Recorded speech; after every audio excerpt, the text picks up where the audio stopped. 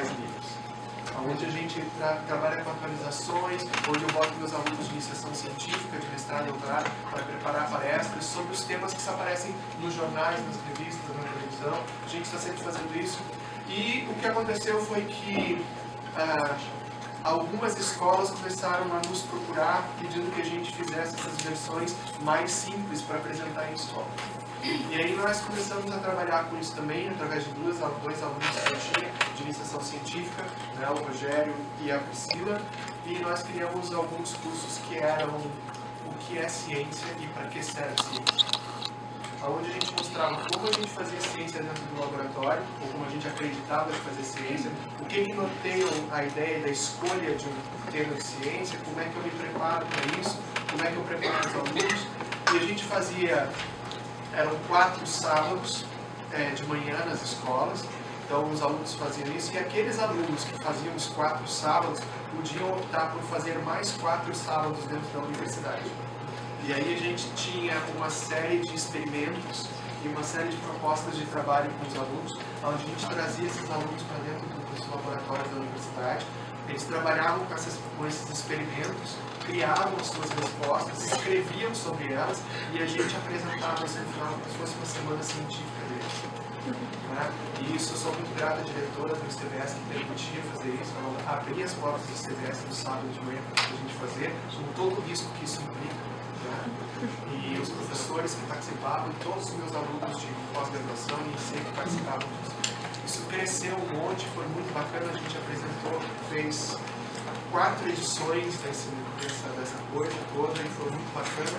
E aí um dia, esses alunos todos que estavam participando, a gente disse assim, a gente queria divulgar isso melhor, a gente queria trabalhar esse conceito legal. Então a gente pensou em construir um material paradidático e no final foi para um lado, foi para o outro, a gente acabou criando uma revista eletrônica que é a Bioquímica como ela é. Que vocês podem acessar pela internet, e a gente escolheu os temas que são os temas que mais apareceram nas discussões com os alunos, onde a gente pede para pessoas escreverem sobre isso.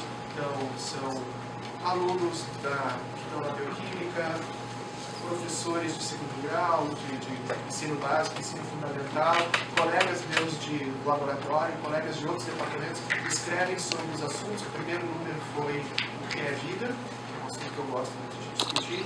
O segundo número foi sobre fermentação, que a gente chama da fermentação à civilização. A gente mostra os processos de fermentação, como eles são importantes. E o terceiro número que vai sair agora, que vai ser sobre vida doce, que é sobre açúcares e adoçantes. Então a gente tem esse programa todo. Quando a gente criou e fez essa coisa toda, esse trabalho junto com as escolas ele foi continuado, aí surgiu a ideia de criar uma seção nova na revista. A revista tem várias seções, que é um texto introdutório, material de pesquisa, textos de convidados, dicas sobre filmes, livros, sobre aquele assunto.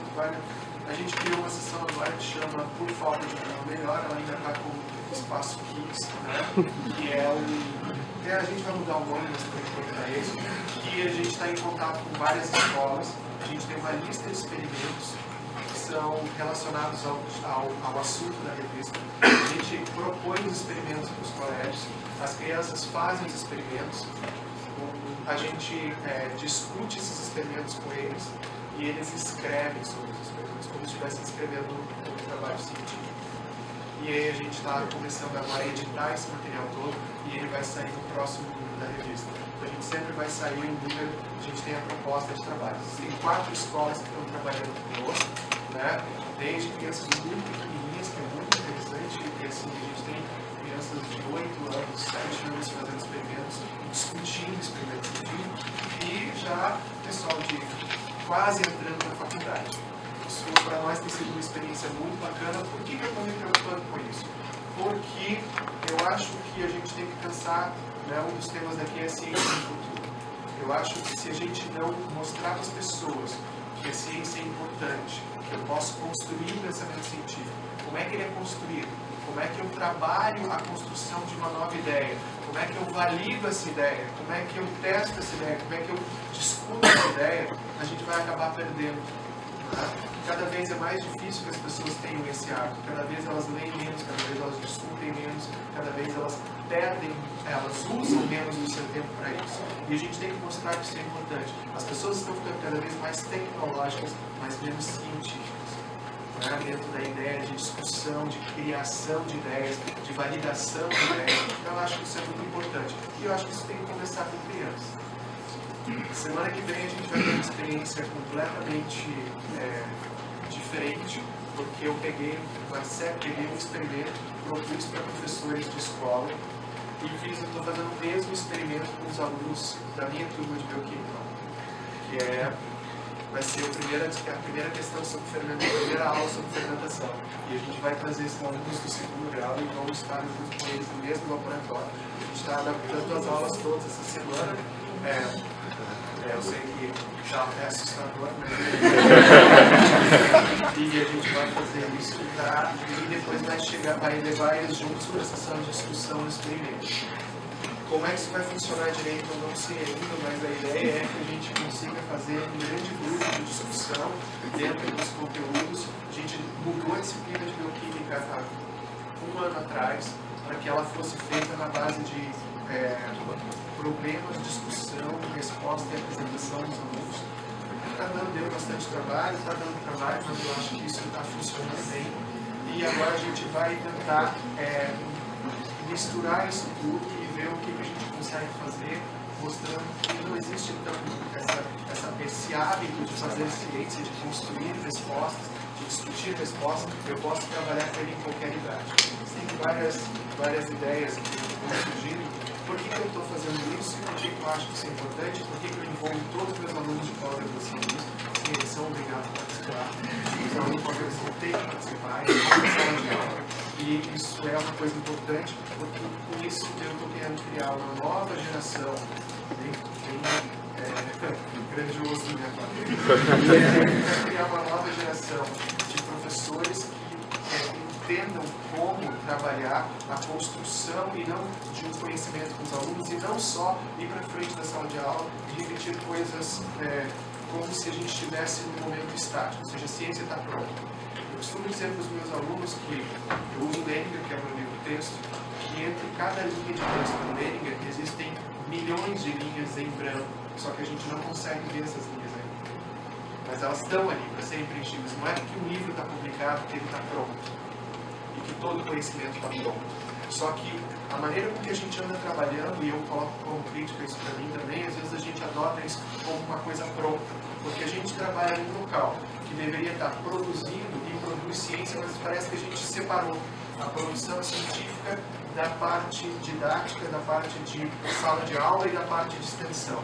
Eu acho que a gente tem que voltar no processo de juntar essas coisas todas se a gente realmente quer formar pensadores, se a gente quer formar pesquisadores, se a gente quer dizer que a gente está produzindo conhecimento, um crescimento de todas as pessoas, não só o crescimento do chefe do laboratório, que vai ter seus papers em revistas de alto impacto, mas de todos os alunos envolvidos, e que isso garante uma continuidade. Ou seja, eu trabalho desse jeito, não porque eu fui um momento especial, não, todo mundo é capaz de fazer isso. É só a gente começar a mudar dentro da cabeça de todos os alunos esse princípio de que é possível fazer isso. Isso eu estou garantindo a construção da ciência nas gerações futuras.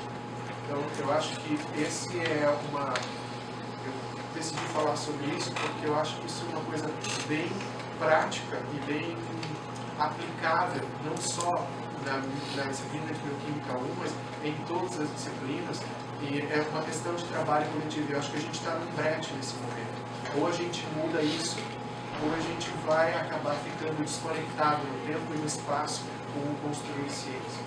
Né? A gente vai entrar num buraco que não vai ter para onde ir depois. Então, mas isso é um trabalho que tem que ser feito pelo professor, pelo monitor, pelo aluno, por todos aqueles que constroem esse espaço dentro do laboratório, dentro da sala de aula, numa junção entre graduação, pós-graduação e extensão. E eu acho que isso é possível. Então, eu acho que isso é construir o futuro dos pensadores desse país, é isso que é construir o futuro da ciência dentro de uma universidade. Eu transformar o meu hábito de fazer, de pensar a ciência do meu gabinete que ele transborde para a sala de aula e para os cursos de extensão também. E com isso eu vou poder fazer essa junção de uma maneira mais equilibrada. Eu acho que isso aqui é o futuro de fazer ciência nesse país. E eu espero que seja o futuro de fazer ciência na UFRGS em breve. Acho que é isso.